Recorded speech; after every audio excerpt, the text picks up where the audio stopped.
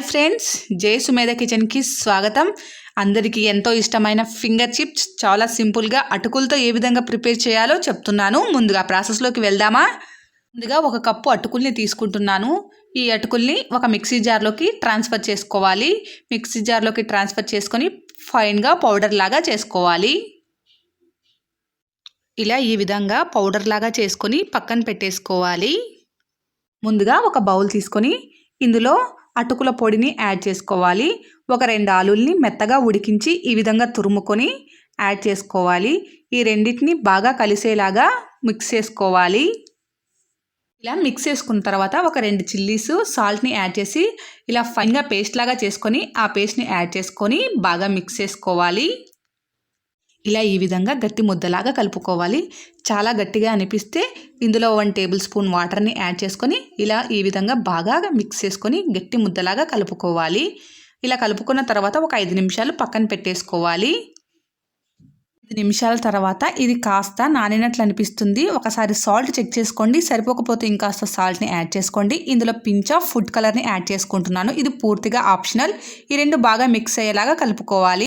ఇలా ఈ విధంగా అన్ని బాగా మిక్స్ అయ్యేలాగా కలుపుకోవాలి. ఇలా కలుపుకున్న తర్వాత ఈ పిండిని రౌండ్ బాల్స్ లాగా ప్రిపేర్ చేసుకోవాలి. ఇప్పుడు ఒక్కొక్క రౌండ్ బాల్ని తీసుకొని ఈ విధంగా మనం రోల్ చేసుకోవాలి. ఈ విధంగా మీకు ఎంత మందం కావాలో ఫింగర్ చిప్స్ దాన్ని బట్టి ఈ విధంగా మీరు రోల్ చేసుకోవాలి.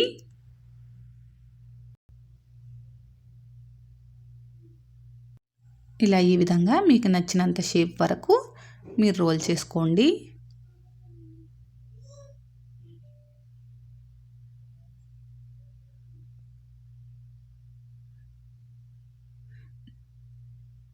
నాకు ఈ థిక్నెస్ సరిపోయింది.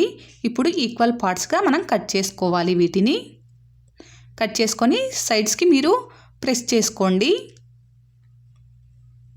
ఇలా ఈక్వల్ పార్ట్స్గా ఎన్ని ఈక్వల్ పార్ట్స్ అయితే అన్ని ఈక్వల్ పార్ట్స్గా డివైడ్ చేసుకోండి. ఇలా అన్నిటినీ ప్రిపేర్ చేసుకోవాలి. ఇలా అన్నిటినీ ప్రిపేర్ చేసుకొని ఇలా ప్లేట్లోకి ట్రాన్స్ఫర్ చేసుకోవాలి. ఇప్పుడు ఈ ఫింగర్ చిప్స్ని ఫ్రై చేసుకోవడానికి ఆయిల్ని హీట్ చేసుకోవాలి. ఆయిల్ కాస్త హీట్ అయిన తర్వాత మనం ప్రిపేర్ చేసుకున్న ఫింగర్ చిప్స్ని ఆయిల్లోకి డ్రాప్ చేసుకోవాలి. ఈ విధంగా మీకు ఆయిల్లో పట్టినన్ని ఆయిల్లో డ్రాప్ చేసుకొని కాస్త ఫ్రై అయిన తర్వాత మనం మిక్స్ చేసుకోవాలి. ముందే కలపకూడదు, విరిగిపోతాయి. ఇలా కాస్త ఫ్రై అయిన తర్వాత అటు ఇటు తిప్పుకుంటూ క్రిస్పీగా వచ్చే వరకు కుక్ చేసుకోవాలి. ఇవన్నీ బాగా కాలి చూడండి క్రిస్పీగా ప్రిపేర్ అయ్యాయి కదా. ఒకసారి చెక్ చేసుకోండి. చూడండి చాలా క్రిస్పీగా అయ్యాయి కదా. ఇప్పుడు ఒక టిష్యూ ఉన్న ప్లేట్లోకి ట్రాన్స్ఫర్ చేసుకోవాలి. ఇలా అన్నింటినీ ఫ్రై చేసుకొని టిష్యూ ఉన్న పేపర్లోకి ట్రాన్స్ఫర్ చేసుకుంటే ఎంతో టేస్టీగా ఉండే ఫింగర్ చిప్స్ రెడీ. ఇలా ప్లేట్లోకి ట్రాన్స్ఫర్ చేసుకొని టమోటో కెచప్తో సర్వ్ చేసుకుంటే ఎంతో టేస్టీగా ఉండే ఫింగర్ చిప్స్ రెడీ.